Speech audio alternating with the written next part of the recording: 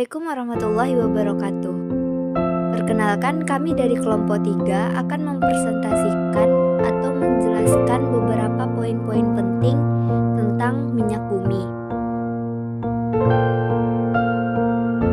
Sumber minyak bumi. 1. Asal merupakan hasil proses alam dari zat organik yang tertimbun selama ribuan tahun. Penghasil utama bahan bakar, bahan-bahan petrokimia. Selanjutnya adalah bilangan oktan. Dapat kita tentukan pada bahan bakar yang diukur pada motor, khususnya yang mempunyai satuan silinder, yaitu perbandingan bahan bakar iso-oktana sama dengan N-heptana. Bilangan oktan iso-oktananya adalah 100, maka N-heptananya adalah 0%.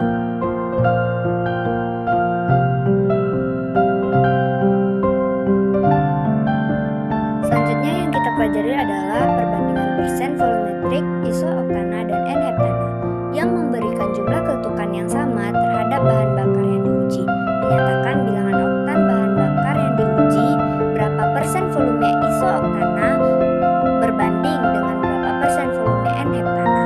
Contohnya dapat kita lihat sebagai berikut.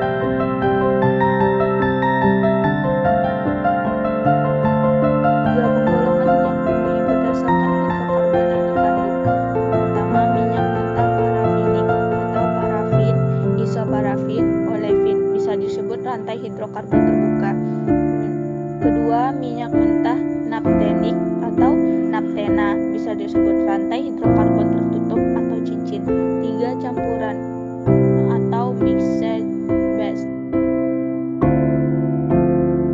Bilangan oktan bahan bakar di beberapa negara 87 bensin standar di Amerika Serikat, 88 bensin tanpa timbal premium tanpa batas, 61 bensin standar Eropa, 94 premix tanpa batas, 95 super tanpa batas. Kita akan membahas tentang jenis-jenis minyak mentah berdasarkan komposisi hidrokarbon. Poin yang pertama adalah alifatik atau rantai hidrokarbon terbuka. Yang termasuk alifatik atau rantai hidrokarbon yang terbuka adalah N-parafin atau CnH2n tambah 2. CnH2n tambah 2 itu adalah fraksi utama atau bilangan oktan terendah. Yang kedua adalah isoparafin atau CnH2n tambah 2. Isoparafin ini berjumlah sedikit, dapat dinaikkan melalui proses-proses lanjutan. Isoparafin ini mempunyai rantai bercabang dan baik untuk international combustion ignite. Dan yang ketiga adalah olefin atau CnH2n tambah 2. Tidak ada dalam minyak mentah. Hasil proses cracking katalis ini banyak untuk bahan baku zat petrokimia. Poin yang B adalah aromatik atau zat senyawa cincin. 1. Naptena atau CnH2n. Senyawa ini memiliki senyawa siklik jenuh dan tidak reaktif. Yang kedua adalah aromatis atau CnH2n kurang 2. Berjumlah sedikit dalam minyak mentah, dibutuhkan dalam bensin premium karena mempunyai anti knocking. Sering dipisahkan dari minyak bumi sebagai bahan baku petrokimia. Selanjutnya adalah C. Pengotor. Senyawa sulfur dan nitrogen yang merupakan kotoran. Pada bensin dan minyak tanah, kedua senyawa ini dipisahkan dari produk. Selanjutnya poin keempat adalah proses utama dalam pengolahan minyak bumi. 1. Adalah penyulingan. Penyulingan ini berfungsi untuk memisahkan jenis-jenis minyak berdasarkan titik di dalam kolom destilasi. Yang kedua adalah cracking. Cracking ini berfungsi untuk memecahkan hidrokarbon berat menjadi hidrokarbon kecil yang menghasilkan gosalin dengan mutu baik. Dengan hasil samping adalah butana, isobutana, dan olefin ringan. Dan yang ketiga adalah reforming, yaitu perubahan bentuk atau struktur molekul, memanaskan bensin atau uap yang diletakkan tumpukan katalisator sehingga menjadi perubahan bentuk. Yang keempat adalah alkilasi atau penggabungan molekul-molekul dua jenis, yaitu molekul-molekul gas, butena dan isobutena.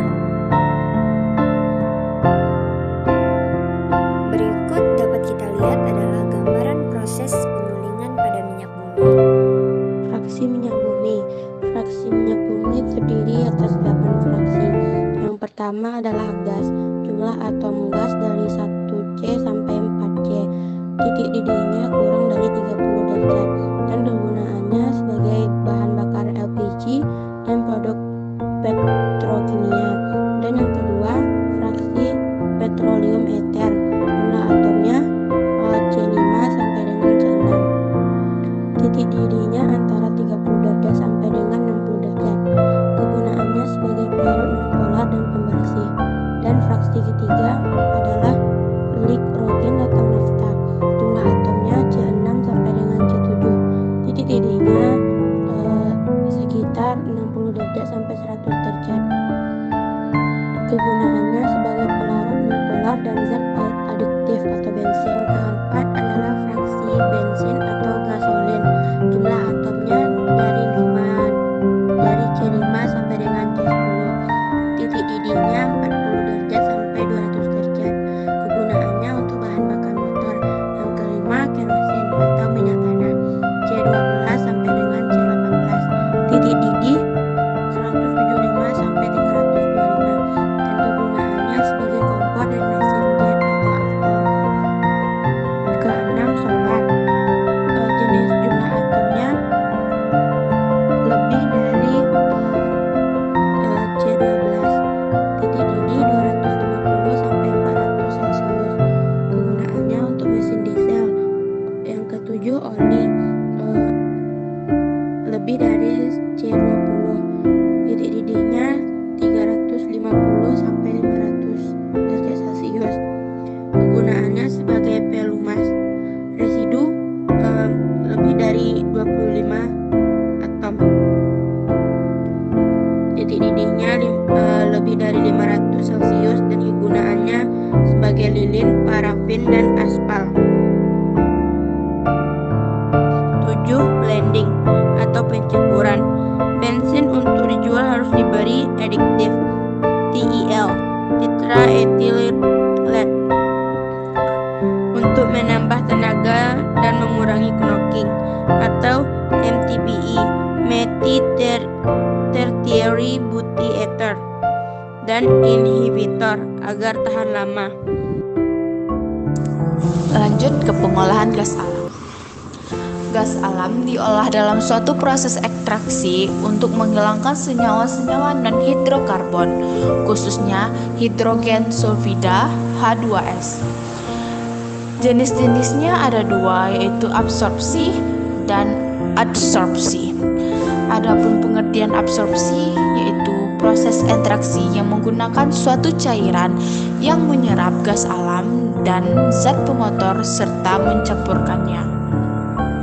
Sedangkan adsorpsi yaitu suatu proses yang mengumpulkan gas alam dalam suatu permukaan zat padat atau zat cair dalam rangka menghilangkan zat pengotor.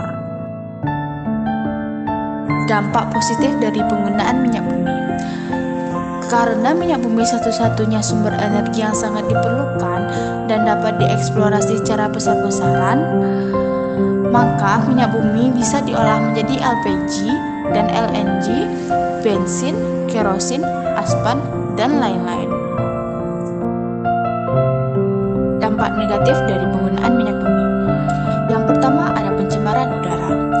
Pencemaran udara terjadi karena turunnya kualitas udara akibat zat sisa dari pemakaian minyak bumi. Yang kedua ada perubahan iklim. Perubahan iklim ini terjadi karena penggunaan minyak bumi akan menghasilkan zat sisa berupa CO2.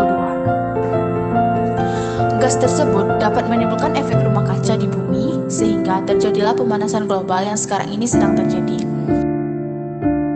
Baiklah, hanya itu penjelasan dari kami. Banyak maaf kalau ada kesalahan. Wabillahi taufiq wal hidayah. Wassalamualaikum warahmatullahi wabarakatuh.